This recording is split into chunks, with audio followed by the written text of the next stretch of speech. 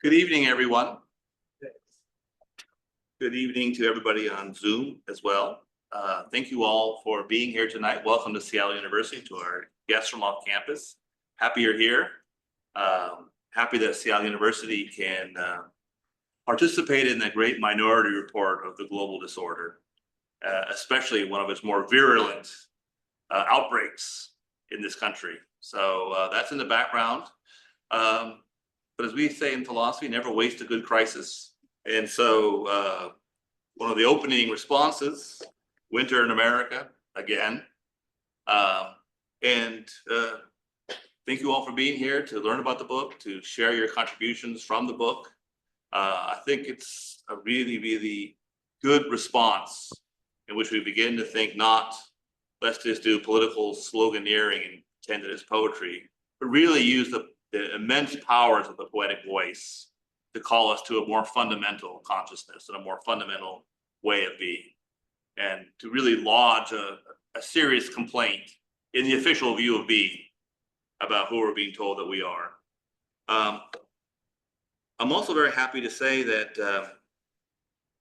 there's only one piece in here that's not a poem, and that piece is by me. It's the afterword for the text.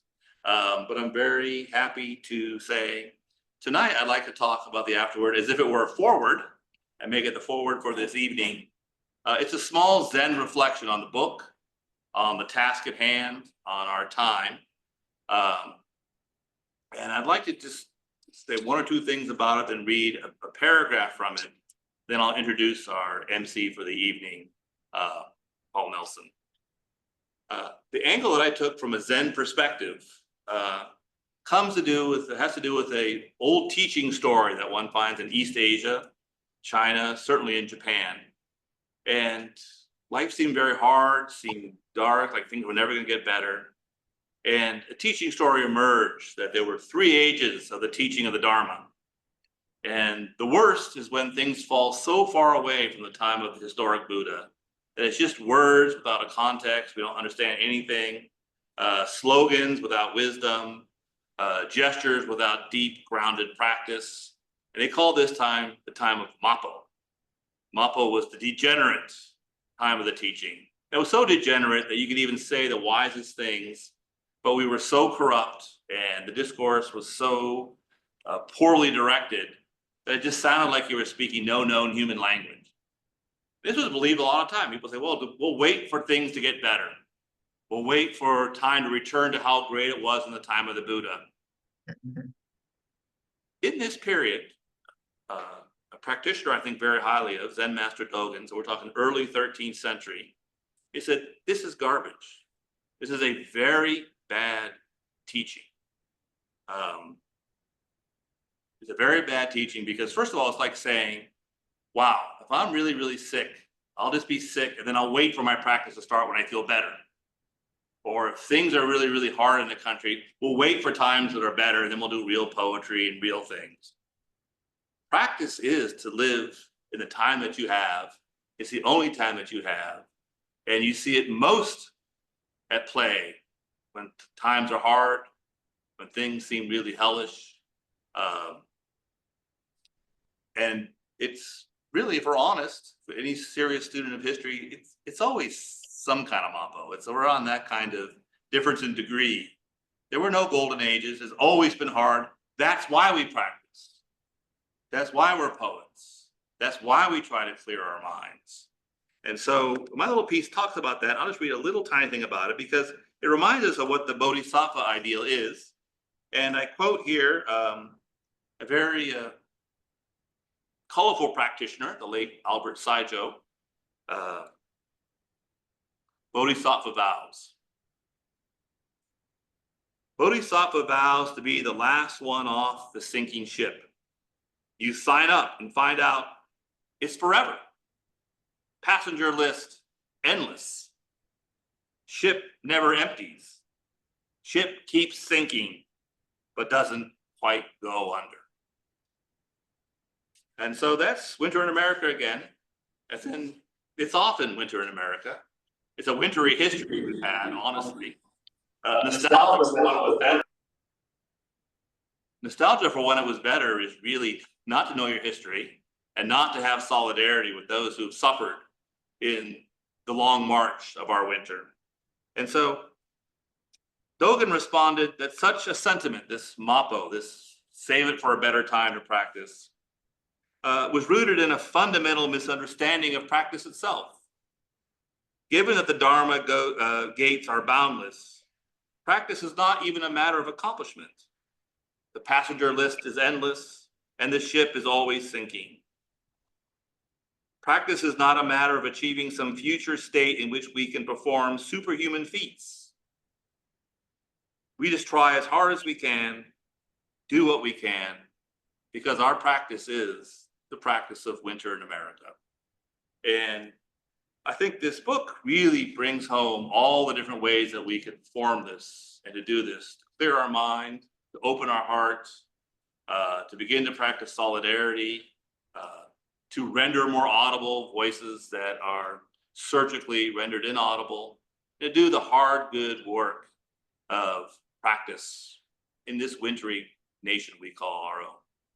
And so, it's an exciting book. I'm so happy you're here tonight. And our MC tonight, Paul Nelson, one of the editors of this text, a great force for this kind of practice in our region.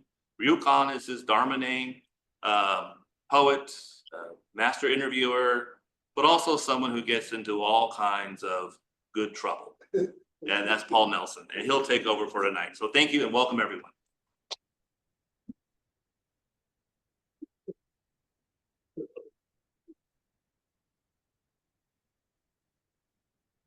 He does that great introduction and then he lets someone in the Zoom room. So he's got it all together. Welcome to Seattle University. I'm grateful to be here. If you're speaking tonight, be sure you speak up, project so that the people who are listening through the Zoom room can hear you. I know some of you have more quiet voices. This is a time to belt it out. We're grateful to Seattle U, and I'm grateful to all the people in the room who had something to do with the book. This is our first public reading. We had 2 Zoom readings before, and this particular reading is also being Zoomed, and people are coming in left and right here. So if you see that, you can just click them on when you're there. Otherwise, I'm in the corner trying to get them on through my phone. There's a poem in this book that I wrote called Self-Care Tips for the New Winter in America.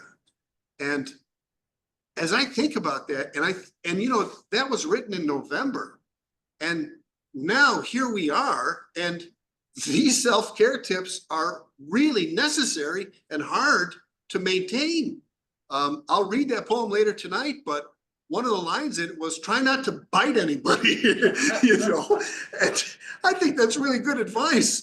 So we're going to hear a wide array of responses to what happened this past November. And we have on the line from Tucson, Arizona, Sarah Zale. And I'd like her to come on and tell us about how this book got started and a little bit about what we did and to read one of her contributions. So please, a warm welcome for Sarah Zale. Thank you so much, Paul. Can you hear me, everybody? Yes. Is that good? Yeah. I wish I could be with you in Seattle. I taught in Seattle years ago, and then I lived in Port Townsend. So here I am now in Tucson, and if I may say, it's 85 degrees today. Stop. Let me just say that I take joy and celebration where I can these days. So yeah, I'm one of the 8 editors who came together following the election to give birth to this wonderful book we have here, which the title is, if you don't know, a tribute to Gil Scott-Heron's song of the same name, and you can just go to YouTube and listen to that. The inception of this anthology began with the recollection of Sam Hamill's anthology, Poets Against the War. I was deeply concerned about U.S. domestic issues, the Middle East and Ukraine, and in general, U.S. culpability for problems around the world. following the election, I contacted Paul Nelson to share my depression here and suggested a call for poems. And he jumped on the idea. And he said, yes, and we can get a book out before the inauguration. You know, so I stepped back here, but you know what, we did it. In the call for poems, we use Sam's words. Um, These are the voices of our poets. They come from every segment of society. They also celebrate our country by expounding a compassionate view of the universe. A government is a government of words. And when those words are used to mislead, to instill fear, or to invite silence, it's the duty of every poet to speak fearlessly. We were clear in the call that we didn't want any angry rants, any screeds. We didn't even want the president-elect's name mentioned. So close to 300 poets responded, and Greg Bam's Carbonation Press agreed to publish, and Roberta Hoffman created the cover based on an image by her son Jasper. So we were day and night, literally, reviewing the submissions, reading them out loud, taking everyone to heart, and foregoing time with friends and family and the holidays and even work. The poems in this anthology address frightening human acts, destruction of our environment, the unbridled use of power, the pervasive narrative in this country that Black lives do not matter, patriarchy, reproductive injustice for women, silent support for the U.S. prison industrial complex, and a lack of compassion for diverse gender identity, immigrants, and unsheltered populations. So these poems are rooted in a belief that the incoming administration will not relieve or heal us from our nation's past. I want to share that just about an hour ago, I received an email from Quanetta Harris. She's an incarcerated poet who is published in Winter in America. And this is what she wrote. I just got the book. 1, 2, 3, 6 exclamation points. It's beautiful. I love the cover art. I'm reading aloud one a day at 6 p.m. from my cell door. If we have nice guards, they may let me stand in the day room to read aloud. So, lots of hopes, so excited. Perusing it, I forced myself to put it down because I won't get the rest of my work done. Thank you, Katie. Thank Paul for me. Thank Aaliyah. These words will be shared with many. Signed, Juanetta. So this anthology is a gift from our team to you and for others like Juanetta. I'll read a very, very short poem, and it's based on a poem by William Stafford. The name of it is For My Friends Who Are Not Afraid. It is time to be afraid. Time to look deep into the first person you meet. Stay silent until their fear locks with yours. Steady one another as your knees falter, as the struggle to find words brings you down. What you fear takes you into yourself. Here we are, each alone. We are now the country we asked for. We carried each other here. Thank you. And I'll give it back to you, Paul. Thanks, Katie.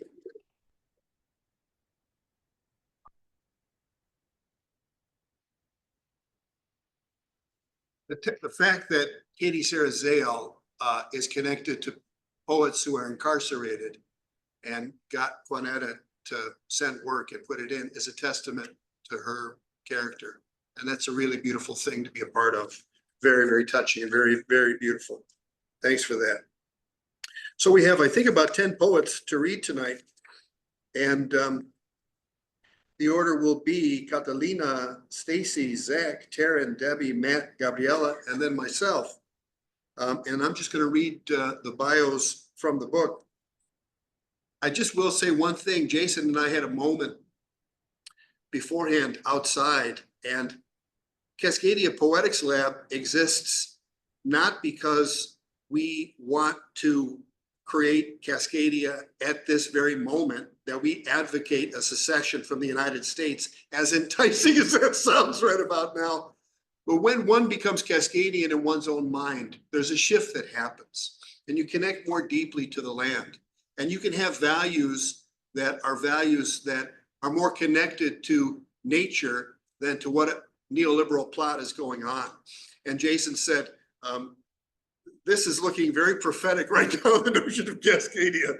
And I think that's very, very true.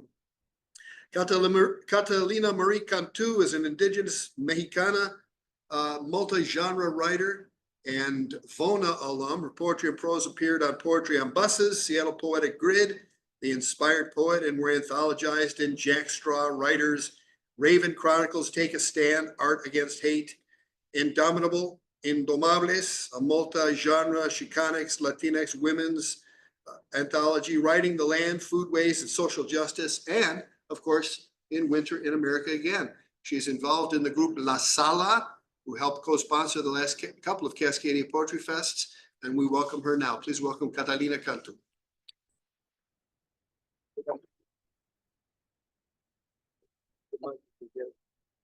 I really am this short. I should have worn my taller shoes. But he's going to adjust the camera. I want to thank Paul and Katie and all the editorial board and my family and friends who inspire me to continue to write, especially in these times. And so I wrote this poem, Do I Worry? Because I come from a long line of warriors. My immigrant ancestors knit, crocheted, and sewed their worries into garments I wore from the time I was born. That weight to keep food on the table, a roof overhead, doing back-breaking labor on the railroads, in the fields and factories. No hope for a future without sweat and dirt and grease. The church preached eternal salvation in another life. I stay sleepless, the what ifs, what to do's, how can I's. Why do I feel so powerless? I'm an educated doer, a fixer, a problem solver for everyone else. Until one day I began to meditate. It saved me from the worry, but if I stopped meditating, the worry crept onto me, wrapped me like a burrito, swallowed me until I could not sleep. I start from either my head down or my feet up. I begin to relax. The worry slides off me like butter on a fresh corn cob. My eyes become heavy. Sleep swaddles me like a newborn. Thank you.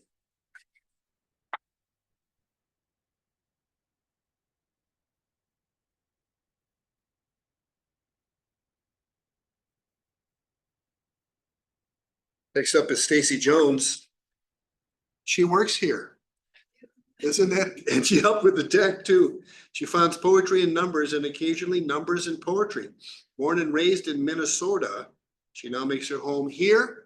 She's taught economics at Seattle U for more than 20 years and has published work on inequality. An economics professor and a poet. You don't see that every day. Please welcome Stacey Jones. Thank you. Yeah, I will belt it out. Thank you for everyone for making this opportunity real. It's amazing to be with this community in this time. Yeah, just one sentence on the economics professor thing that I think it's important to know that as of last weekend, every census site on inequality, poverty, race, gender, ethnicity was down.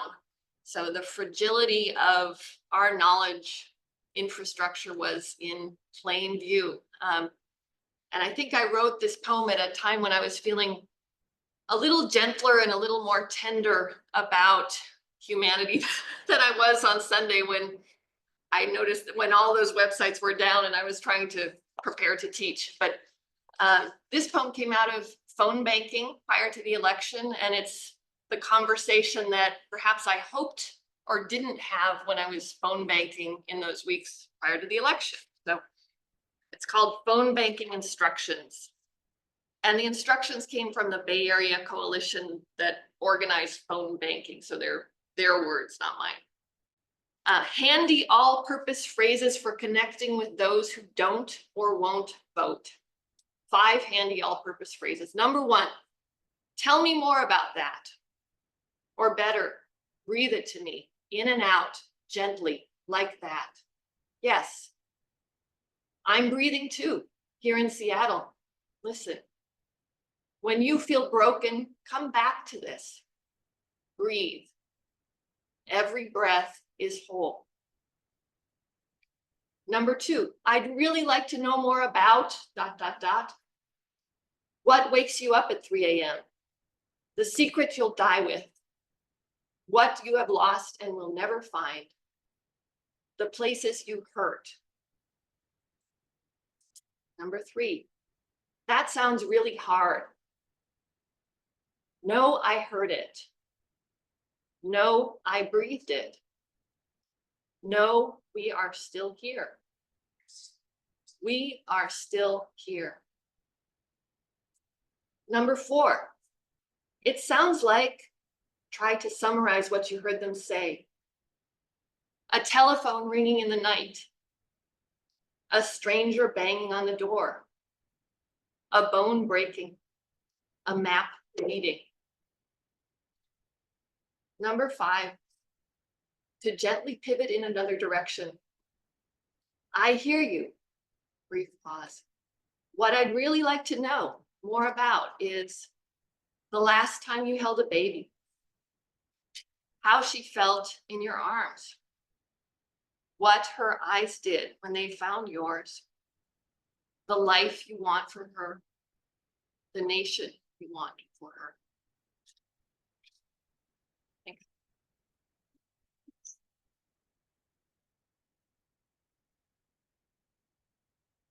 Katie's sort of like live blogging this in the chat. I love that.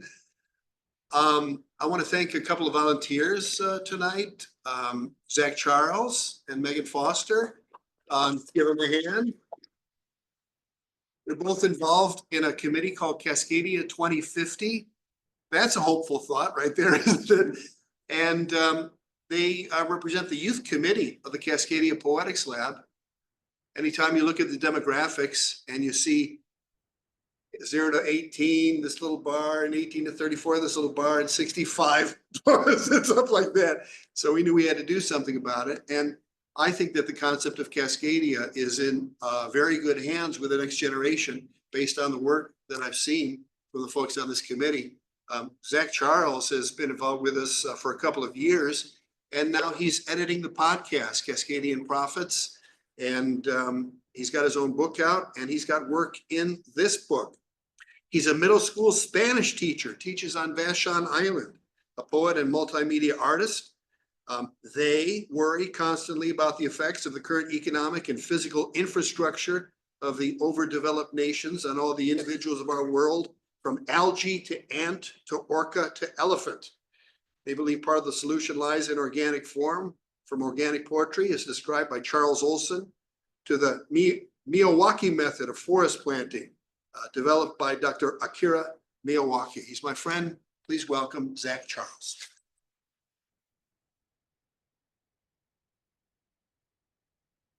Hello, everybody. I'm grateful to be here. I'm really honored to be in this book alongside some writers and poets who I really admire. And so it's really a pleasure to be here today and to participate in this way, constructing the world that we want to live in. My poem is called Winter Storm. 1. Last night's bomb cyclone, uprooting winds Alki and up the Cascades, snow and fog of crisp new breath. 2. I am anxious even to write this, but if it is crap, at least in it there might be a seed. Because that almost a hurricane was nothing compared to what hit the Sonoran Desert's Basil's Italian restaurant last Saturday. Not really Sonoran, more Tucson. Every saguaro for 50 miles flung its arms up in shock, and I'm only telling you a fraction of the story. From now on, Pappy's birthday weekend marks the first winter storm. 15-16 November, water's warming, fueling the shaking of moisture and air, when Eloise called Jane a cunt and a slut, and threatened to kick out Delilah too from the family after one Cosmo for the old lady, who swears by their lukewarm SpaghettiOs. Bo called them SpaghettiOs, and the whole waitstaff laughed. And swears she shouldn't have to deal with this, and swears all us motherfuckers are out to get her, dangerous immigrants, into her life, swearing the kids need to see this, and looking at her across the table, the colors of blonde and orange, and victimhood swearing remind me of a different orange-colored one, swearing through $200 million of ads that they will instruct via executive order every federal agency to cease all programs that promote the concept of sex and gender, transition at any age. With every word forcing their personal insecurities without consent onto queer and immigrant family histories, families like that of Angel forced to have these conversations. Get to know your rights. Get ready. Talk to your kids. Look into how you're going to handle being detained, being deported. Swears like walls that uproot saguaros. One source swore page 6 to secrecy. Their hair color can vary wildly from dark blonde to light to bright orange, depending how long their hairdresser can get them to sit still and let the color do its job. Gil Scott-Heron said, nobody's fighting because nobody knows what to say. But if I learned anything last Saturday, after Eloise marched off in a huff out of that dimly lit with faux stained glass lamp soap opera of a fucking dinner, and the waiters brought out the cake, and we sang fucking happy birthday, I learned my family is fucking fighting with no fear of deportation. And words don't mean much to folks who never stop fucking talking. And fewer words and staying still long enough to maintain eye contact means much more when there just ain't much to say. Yes, Eloise, you should leave. Knowing when, that's the lesson in honesty George Washington teaches. I keep sighing watching this storm roll in slow motion. It's deja vu in my human memory all over again. As Pappy said, this must be Phoebe's revenge from beyond the grave. I and the climates, the Constitution, that noble piece of paper, as Gil Scott-Heron called it, whipped to shreds by wind and fiery hail and rain. Meanwhile, if Moses were to come down from the mountain's peak, right now they would smash the stones they carried upon witnessing all the golden cow, haired Eloises, and day one dictators claiming to be the closest to God, claiming to be of anything but the dirt and shit and stories left by those before them. Those same pieces of God we're all made from. Thank you.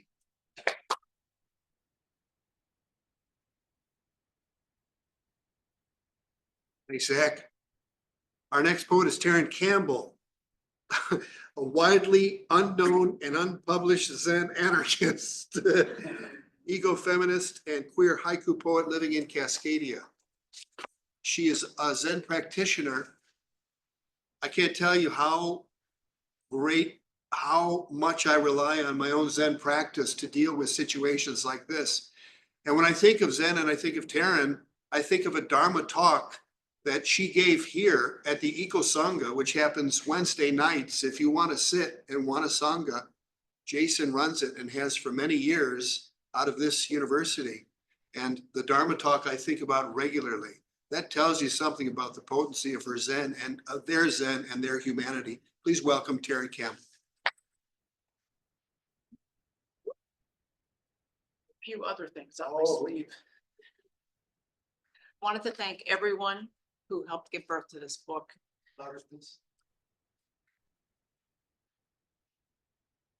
I dedicate this reading to all beings who are being persecuted today.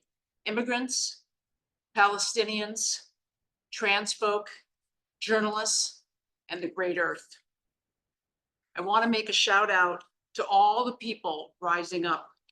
Lawyers, teachers, representatives, governors, citizens like you and me. I pray that we will respond with courage to stand up, possibly with more public and risky actions. And I wanted to invoke a couple of my queer ancestors. First of all, Audre Lorde, who said, "Poetry is not a luxury. It is a vital necessity of our existence. It forms the quality of light within which we predicate our hopes and dreams toward survival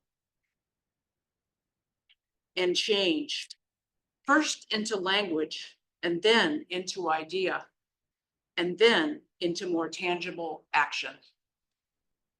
And then Adrienne Rich, who said, "The moment of change is the only poem." Here's a couple of my coup from the book. Actually, 4.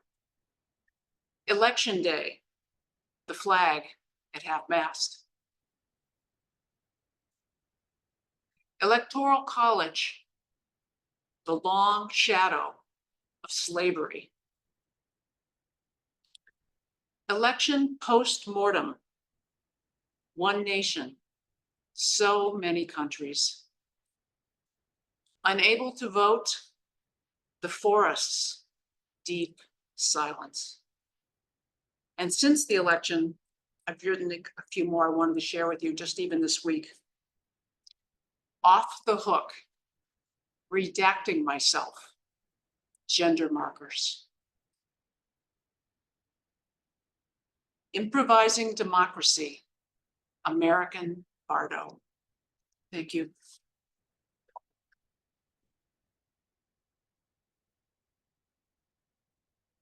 That's fantastic. Our next poet is Debbie Bacharach. She's the author of Shake and Tremor and After I Stop Lying. Her works appeared in Poetry Ireland Review, New Letters, Poet Laura, and the Writer's Chronicle, among many other journals.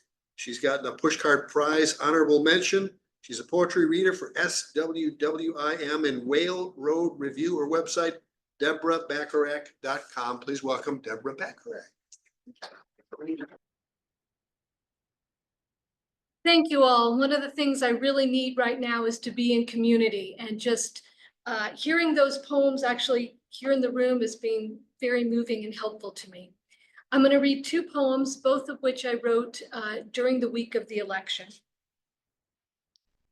I am afraid of the answer.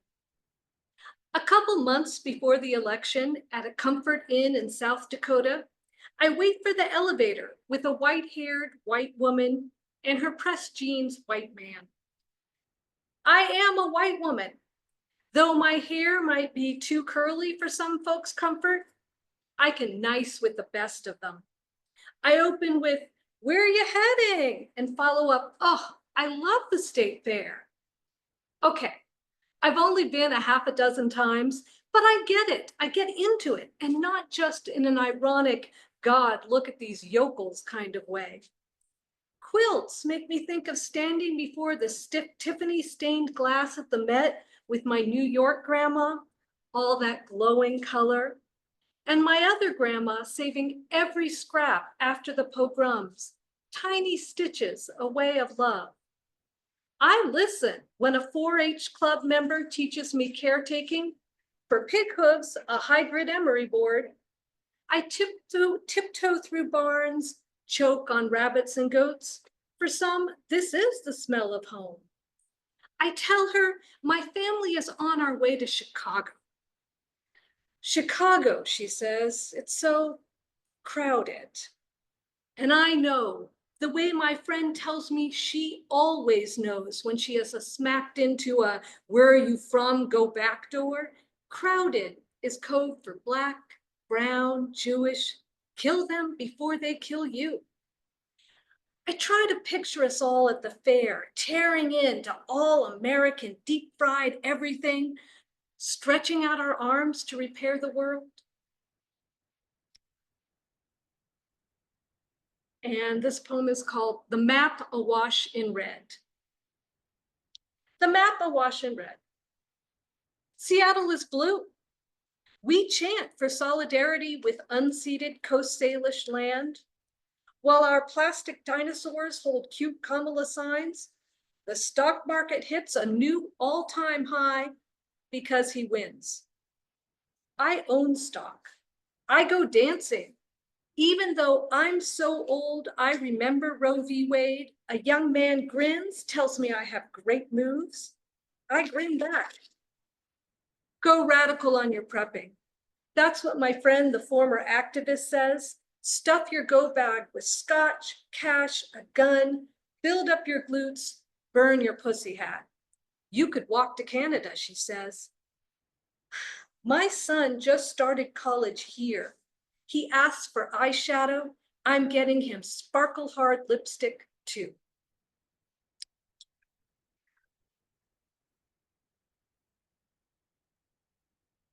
I don't think we can walk in Canada anymore. They're booing the national anthem at sports games in Canada. I don't know if you saw that, the Star Spangled Banner. That gives you some idea how we fucked up that in 2 weeks. Canadians are the nicest people, but if you cross them, you know, you see what happens. And these things aren't reeled back as easily as some people would like to think they are. And that really burns me up because Cascadia doesn't stop at the 49th parallel. It goes all the way up to Mount Logan, Alaska. And not to be able to have access to Northern Cascadia would be a real shame. So I'll try it on March 1st. There's a Cascadia event in Kelowna and we'll see what happens. But that's one of the many. I mean, we could go on all night if we wanted to start complaining about the things that have been happening. And Paul, can I throw in something? Yeah. I just want to add that feedback, one piece of feedback that we've gotten so often from these readings is that to hear the poet state their poem in their own voice is what makes these readings so worthwhile. It's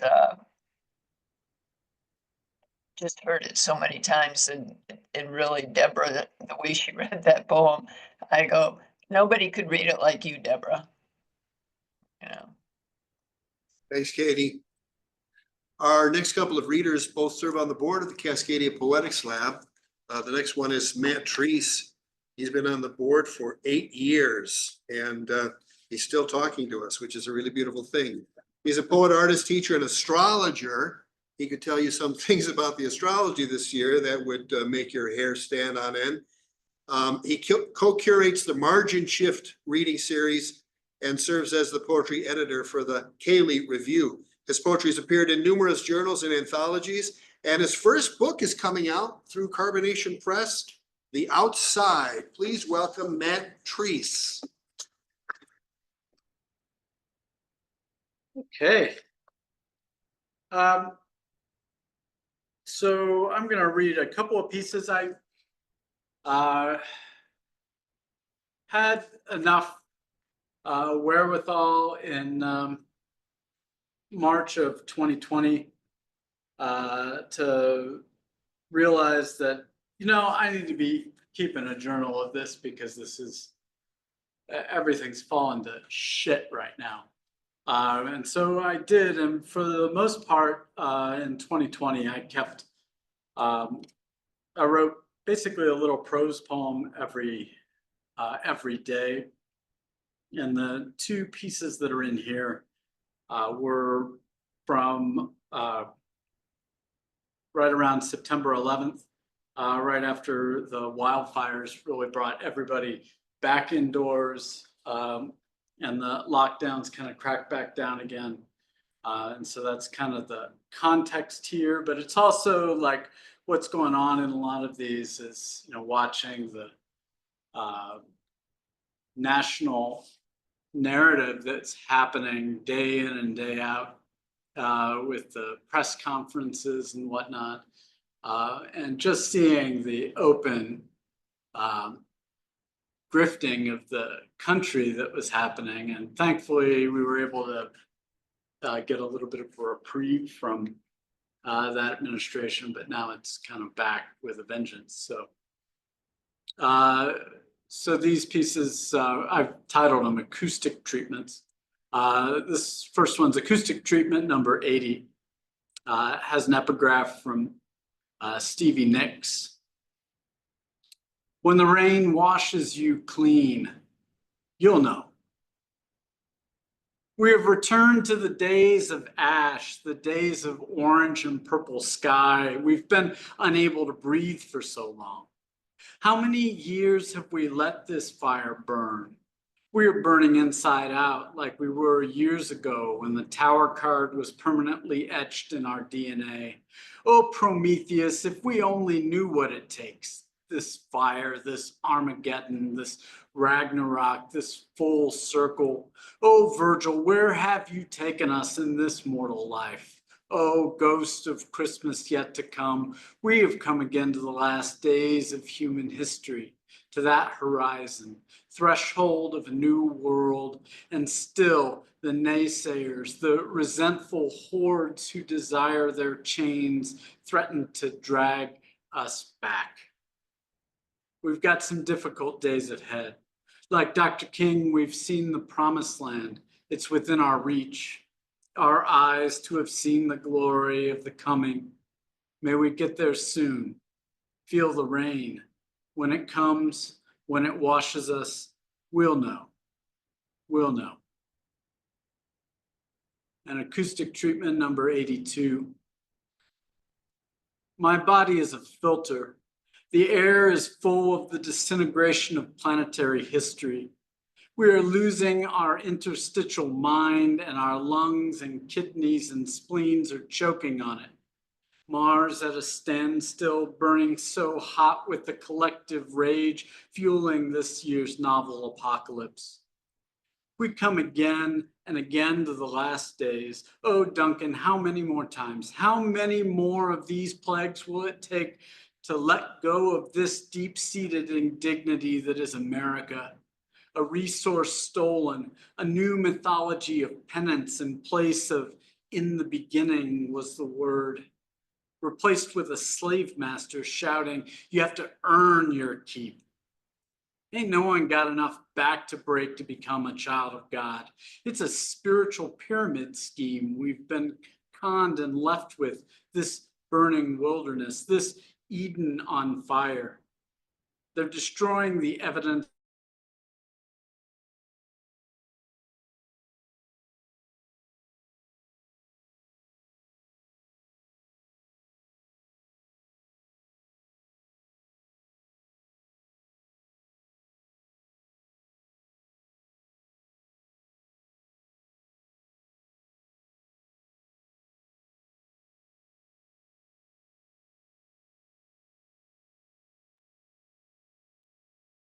How's the sound now? They apparently lost the sound on the Zoom call. Getting a nod, yes. Gabriella's next. Gabriella Gutiérrez y Muhs, the author of several poetry collections. Her poetry has been translated into several languages. She's translated much poetry of English into Spanish and vice versa. She's participated in poetry festivals in various countries abroad, including India. She's a Chicana poet who grew up between the central coast of California and Durango, Mexico. She teaches right here in this university, and I'm delighted to present Gabriella.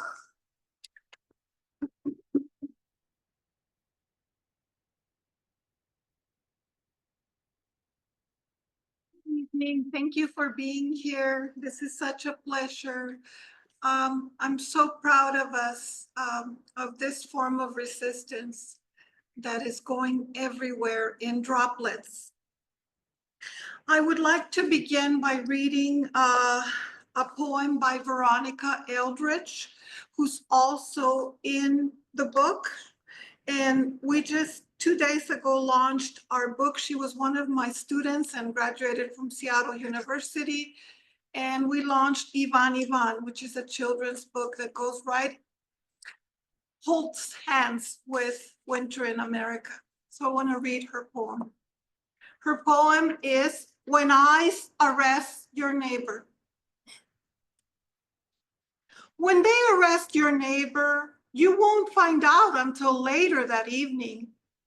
As an aside, after talking with your vecina for half an hour as her babies run up and down the stairs with delight, the cool evening air will not change.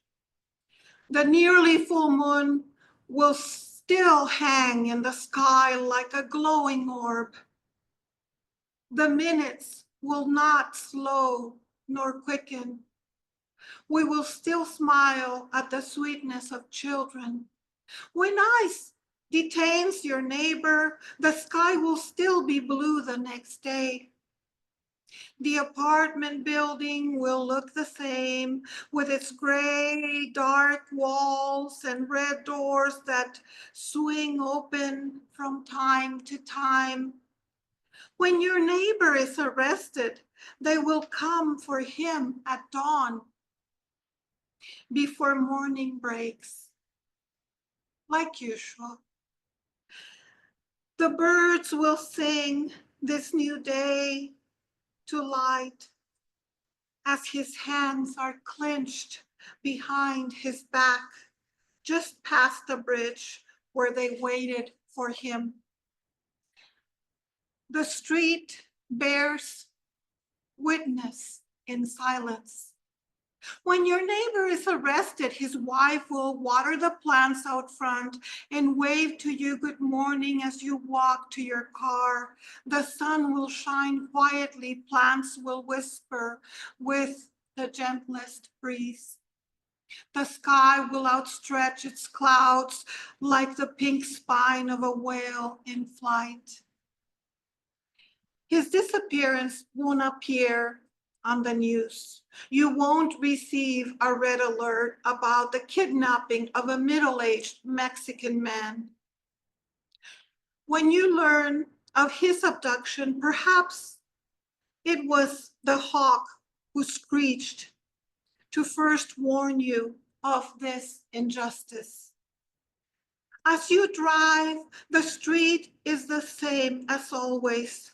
But you know that somewhere nearby his children sit at home, weep into the dinner they cannot bear to eat without their puppy. As days, weeks, and months pass, you think of him living in limbo, 241 miles away from his family. A detention is an erasure, and yet your memory resists his removal. When they want his wide, shining smile to disappear into thin air, you don't let it. And my poem is called Walking in Bed. I have walked thousands of miles under cactus, mesquites, huizaches, sweet acacia, and saguaros, walking on sand in my mind. I hold the hands of those children whose parents die without water or adequate shoes, children in tow, rosary in hand. I'm tired. Every night I carry children in my arms, in my dreams, for those Mexican, Haitian, Salvadoran, Honduran, African travelers, pilgrims, migrants. They're coming to see pingüinos, whales, sea lions, elephants at the Seattle Zoo, at Marine World. Dogs at the farmer's market, owned by the people who love them. Eat whole wheat bread, gluten-free bowls, meatless dishes, organic vegetables, and are mostly kind. 20 years later, these children will care for you at a facility or at home. Will feed you spoonfuls of cariño in your future when you can no longer walk. Fear that my shoes and dreams are no longer repairable. This election speaks a 4-year nightmare for children on the tightrope of immigration, abandonment, child labor, in the USA, where life for the poor and the immigrants is Disneyland still. Thank you.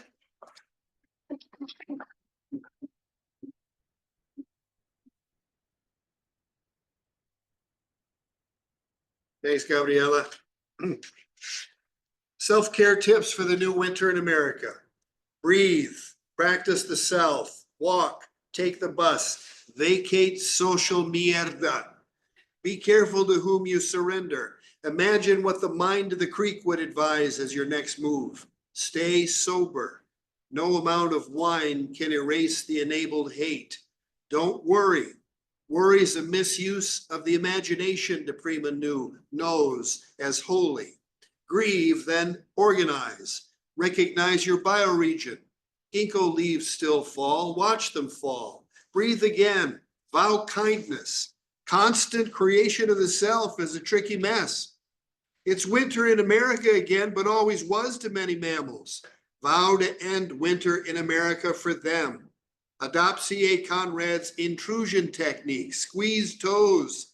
Intrusions are temporary, as is every winter. Don't wait for a hero. The hero era's over. Meditate on the image of a Valkyrie and her teacher, swan and or warrior forms. Eat lighter. Put a face on your food. Hyper local. Listen to Carla Bley. Forge local spaces of difference and social tactics of resistance. Get acupuncture. Breathe mugwort. Bolster electrolytes. Sing the body electric. Build social housing. Enact, by the way, Tuesday election. Enact Medicare for all. Do not patronize monopolies. Get off Facebook. The best response to a poem is another poem. How to live in a moment that is at once daily and mythic. Sit zazen. Do latihan. Keep a war journal. Contemplate. Not so much content, but atmosphere. Blue mental health down by the duck potato. Social doses of penis envy. That's a hallucinogenic mushroom, in case you're wondering. Envision regime change. Get money out of politics. Oppose oligarchy. No, there are no good billionaires. Tantra felicidad. Free Palestine. Free Leonard Peltier. They did, and this was written before they did it. Poetry works. Hear indigenous elders. Honor ancestral homelands. Light sage. Smudge everything. Notice the crimsons and golds and veins and fallen maple leaves. Note your breath. Try not to bite anyone. Avoid AI. AI is the aspartame of consciousness. Show up for yourself. Sing, whistle, hear the creak, get your teeth cleaned, get a soak, do yoga, Kapalabhati breathing, shining skull breath, light a white candle, practice sound poetry, savor vowel sounds, listen, find your place where you are, begin practice, actualize the fundamental point, commit, seek harmony and harmonious intersections, forget the self, deepen gratitude, become a mammal patriot, finish. Winter in America again. I'm a big Gil Scott Heron fan. When I was, I think, 18 or 19 years old, I heard this song come on the radio and I was going, I believe it was to school or to the community college, one of two community colleges. And it was Gil doing B Movie. And he was talking about Ronald Reagan. He called him Ronald the Ray Gun. And he says, if the song starts, well, the first thing I want to say is mandate my ass. That's the beginning of the song. And the song, I got to the school before the song was over, and I stayed in the car with the radio on, listening to Gil. And that was my introduction to him. And I had the chance to see him twice. So that's where this comes from, Winter in America, 1974, except this is Winter in America again. And here's another reference to another one of my heroes, Wanda Coleman. Man, she'd have something to say if she were here right now. Anyway, Wanda's words were, when under the gun, who has time to keep a war journal? So lays down the task for reality government 2.0. WWF style FBI and CIA ought to scare the lion-hearted. Yet here we sit, wonder how the common people prosper, how withstand bomb cyclones of the atmospheric and cultural, make friends with all enemies within. We once called it intersectionality and found harmony lacking, though Brenda said Occupy gave us clues. In partial November sun, we seek allies. Winter's but one season, though this one's run set for 1,461 days, not counting the last days between the neoliberal and the WWF-ification of we the people. An eagle at Zazen's end in need of breakfast, past the candlelight guides Thursday meditation. Vow to harm nothing here. Vow to enter Dharma gates, one of which may be this winter again in US America. This is not bottomless dark. There is no bottom but sky. No sky can't be nourished with what the small intestine won't need. No beginnings except after endings we must respect, choking on the fumes of the neoliberal. Du Fu watching the auras gold and silver grace nights. Michael reducing it to a grah. Olson pleading the polis, which he knew somehow in the 50s was eyes. Joanne in the Bolinas backyard, quail counting the last days of eco-poetics. Worried nature poetry is Brenda's definition of eco-poetics. And with each whiff of worry redirected into the prayer rug, we remember our vow to free the numberless beings. The crow murder, hightailing it to the roost before the bomb cyclone. The Doug Fir smashing the empty Metro bus. Those who would guard congressional bathrooms rather than legislate for the polis. So goes the end of empire, which can't withstand the depths of the Aquarian age or whatever juju stands in the way of he who won't be named and his cabinet of predators. My war journal has begun, as you are my witness, and as history attempts to repeat itself in the home of the brave. And the last poem I'll read is called Resistance is a Dharma project where fallen maple leaves may be more human than the president-elect's cabinet. Still, no intent to murder the state or even crash a car into it. Just cultivate a small field of grebes and curving wavelets and griefs of all the unexpressed love that we launch from the small intestine and know they meet their intended, never dead friend in the temple open to the sky. Thank you for coming tonight. Buy some books. Thank you for attending. Zoom people. Be in touch. We're planning a reading at Elliott Bay. We don't have the date yet, but that's coming. There's also going to be an offsite reading at AWP on the 27th of March at Cal State LA in the music hall at 7 p.m. So contributors are welcome to read there if they're going to AWP. There will be a reading in Santa Cruz. Roxy Power is organizing several readings, one of which is on April 1st in Santa Cruz. And I suspect there will be readings for the next year or two for this book. So stay in touch with Greg Bem, the publisher, who we should thank very much for having the vision, having the patience in dealing with 8 co-editors who had their own minds about how this would work. So thank you, Greg. Thank you, everybody, for tuning in. And please try not to go crazy in these next 4 years. You have a community of people. Look to them before you do anything crazy like bite someone. Thanks.